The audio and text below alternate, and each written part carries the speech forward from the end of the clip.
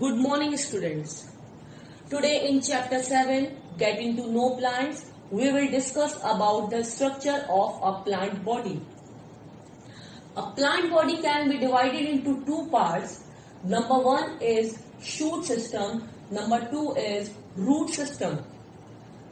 The part of a plant which grows above the ground is called shoot system, and that which grows below the ground is called root system.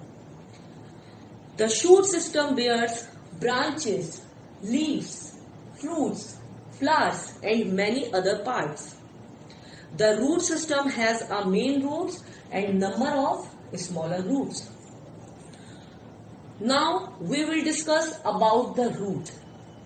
There are two types of root. Number 1 is tap root, number 2 is fibrous root. Tap root. The main root which grows in the middle from the base of the stem is called tap root, and smaller roots are called lateral roots which grows out from the main root. The main tap root is thicker than lateral roots, and the example of tap roots are carrot, pea, rose, pulses, radish, mustard, etc. Number 2 is fibrous root. A number of roots having the same thickness growing out together from the base of the stem is called fibrous roots. Each one of these roots branches out and spreads further.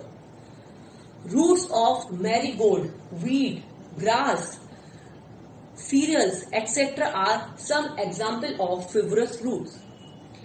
In both type of roots, in tap root and in fibrous roots, there are very fine hair-like structures called root hairs. Water and other nutrients are absorbed by the root hair. Now we will discuss functions of root. The main functions of roots are: number 1 is roots absorb water and minerals and other nutrients from the soil, and root anchor the plant to soil firmly, and roots help in soil erosion.